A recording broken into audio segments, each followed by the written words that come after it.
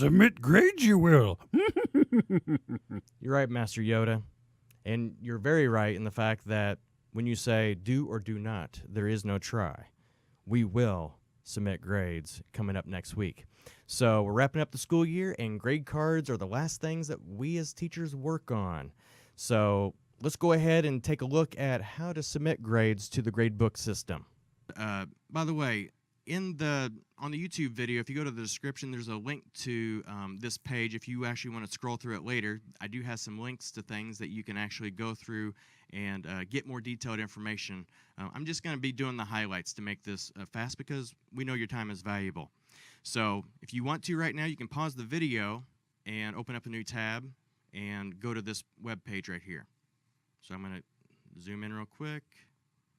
There you go. All right, so pause, then come back. All right, so let's go ahead and get started with tip number 1. Before submitting, recalculate your grades. Well, why do I need to do that? Well, because sometimes RDS has a tendency to not recalculate all the time, okay? If this has ever happened to you, you know what I'm talking about. You put in grades, you're looking at the kid's total grade on the left-hand side for the grading period, and it's not changing. Even though you're entering scores, they're just not recalculating. So it's a good practice when you're ready to submit. Before you go to do those steps to submit, recalculate, okay? So you'll go to Tools, and then down to Recalculate Grading Period and Semester Grades. Tip number 2. Check your course setup. And I have some links to resources here on the ICATS website about course setup and also grading scale setup. So I get a lot of emails a lot of times on RDS gradebook issues, and sometimes the issues center around the teacher's course setup. The course setup, and by the way, if you are getting those pop-ups that say you do not have a grading scale set for your grading period or your semester, this is where you fix that pop-up. Makes it go away, okay? So let's talk about each of these panels in the course setup. First of all, and by the way, these are never highlighted green until you click on them. So yes, they are tabs. So when you click on grading period total, you'll notice here's a drop-down for setting a grading scale, okay? You can also either have your grades calculated based on total points or a weighted scale type thing based on your categories of assignments and tests and so on and so forth. Something that sometimes teachers have set that causes problems. Teachers email me and say, hey, why are my kids' grades all so low? It's because of this feature right here. Treat all grading periods in the semester as one continuous grading period. So what they got third grading period is what they started off with fourth grading period. If you didn't want that to happen, if you wanted fourth grading period to start off fresh, uncheck that and then save it. And then you'll notice, and you may have to go back and recalculate your grades again to get it to refresh the update, okay? So recalculate grades, tip number 1, make sure you revisit that if it doesn't change the grades. All right, so that's for grading period total. Semester total, make sure there's a grading scale here. Also, just like grading period, either total points or use a weighted scale. High schools, they do their grading periods. I think it's 40, 40, 20, I think is what they do. And of course, each school is different, so find out from your school. If you guys do wait the semester somehow, find out what that needs to be. And then the last panel is drop scores. So for each of your category type of assignments you can put into RDS, you can actually have it automatically drop the lowest score for a certain category of assignment. So check that too, okay? If you want to do that automatically, unless you just want to do it manually. And then the last and final step, and I'm going to zoom in on this, is how you save. If you want the same thing done for all your classes, choose the very bottom button, which says it's going to save it for all grading periods and semesters, and it's going to do it for all your courses. Of course, if you just want to do it just for the one course, click the button above. All right? So that's tip number 2. Tip number 3, how to submit your grades. And I have buttons here that you can click on for more detailed information. Again, I'm just doing the highlights. Grading grades, kindergarten, first and second, you all have different procedures than what third grade on, okay, has. So check those out. Those resources are on the ICATS website. So, but here's an overview of what we do with submitting grades. Step number 1, you need to change your view of your grade book from the grading period view to semester 2 totals. Okay? Once you... Thank you, BB-8. And then next step is you got to make sure that you have view letter grades turned on. Okay? When we submit grades to the grading book system, we do not submit grade values as in numbers, okay? No percentages, no raw values. It's letter grades, okay? That's what goes on the report card. So make sure you have view letter grades turned on. Step number 3, you'll notice that there will be columns, and you won't see them just yet because it won't happen until next week, but you'll notice some columns that will be unlocked, okay? In these unlocked columns, you can go in and manually change scores for the grading period and the semester. So like if a kid is borderline on, let's say they have an 89.3, but you don't want to go in and they got a B right now, and you want them to have an A, well, don't feel like you got to go in and create an assignment to make that happen. You can go here into the grade book, semester 2 totals, and manually change that score, okay? And if you need to, if they're on the borderline on the semester grade as well, change it there too, okay? And the box will appear orange, so that way you know it was manually changed. Once you have your grades put in for the grading period, you've also entered in any comments you want for the grading period.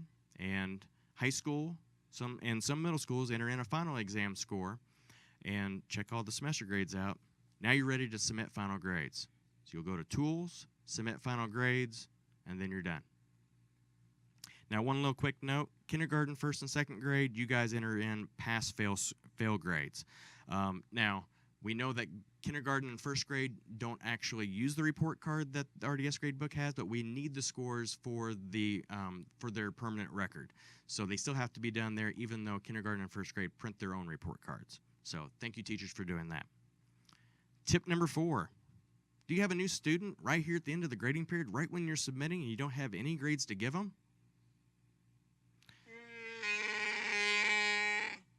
Grades K through 8 can use either NA or N as a score. So when you go to the semester 2 totals, you can enter in either NA or N, okay? They got to have a score there. Now, you might be thinking, well, they came from a school in the EVSC. Well, maybe you guys can find out from the other school what their grades were and get those entered in right away. But if you can't in time, go ahead and get the NA or the N put in the box.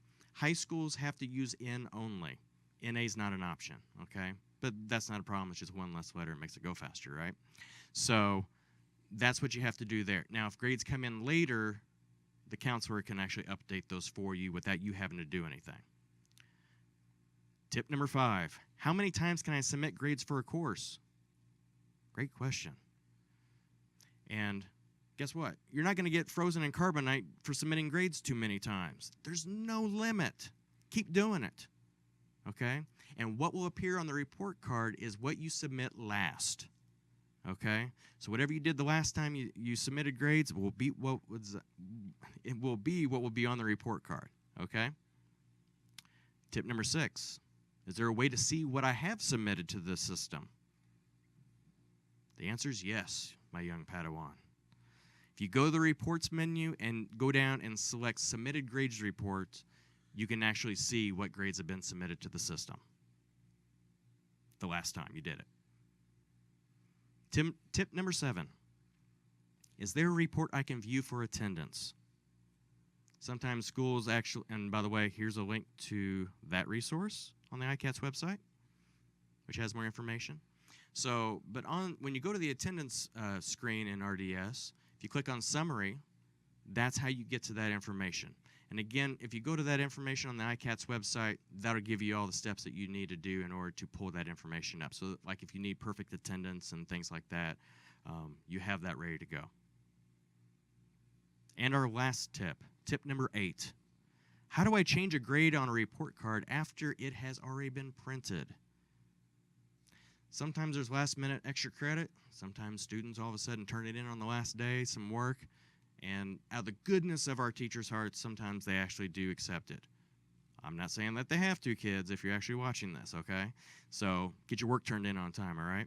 So, but it's up to the school, okay?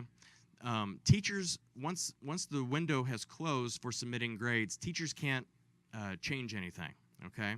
So if there is a grade change that is needed that is not right on the report card when it's printed, the school counselor and the administration there in the building can actually make those changes in the system. In schools, a lot of times what they do for communicating with the parents on what the grade is, sometimes they'll mark out the grade and write what the grade is, initial it, or maybe even add on a note to make sure that Johnny didn't change their C to a B. So anyway, it's all up to the school. So you guys decide, talk that over, and figure that out. But the change does have to be made by an administrator. Teachers can't do that. So here's the grade submit window. Next Tuesday, May 9th, everybody, elementary, middle school, and high school, at 7:30 in the morning, the grade window opens. Doesn't mean you have to start then, but just so you know, it does open at that time. And we do have a staggered closing window. So elementary closes on May 15th at 3:30. Middle schools is May 16th at 3:30 at the end of the day. And high schools, it's May 22nd. You might be thinking, well, wait a minute. That's after school gets out. We get out on the 19th. High schools have final exams. A lot of times that weighs in. Sometimes there's, big essays and stuff that they actually have to read and grade. So we got to give high schools extra time to get those all graded and submitted. So that's why it's up to May 22nd. Although they can grade and submit at any time if they get them all done.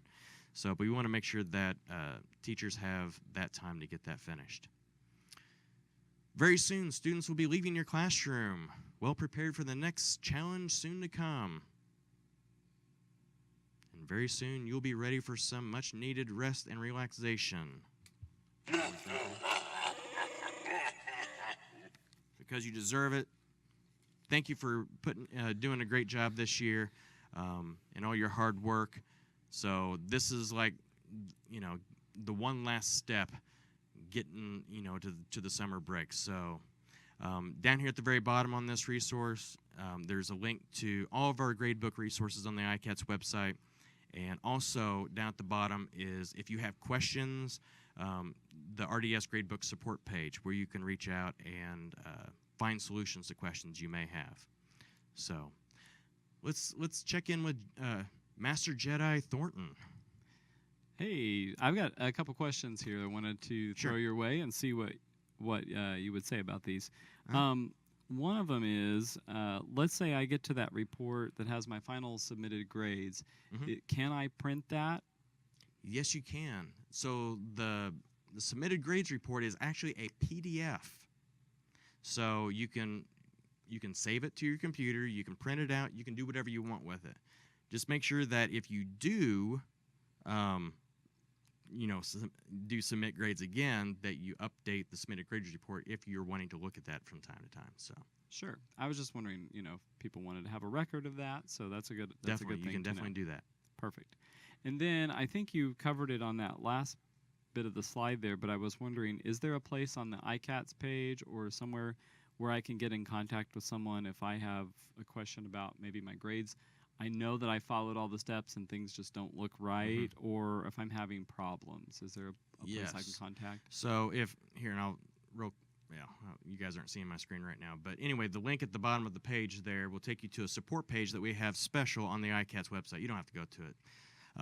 But from there, the support page actually will take you through a series of steps of seeing if it'll answer some of your questions for you before you actually do submit a web desk ticket. So in all those web desk tickets for gradebook, some of them come to me when the techs in the buildings can't necessarily answer them. So, but just let you know that they do come to me and I can help you out. Sure. So probably a good practice then is they can check out the ICATS page for the resources for the gradebook.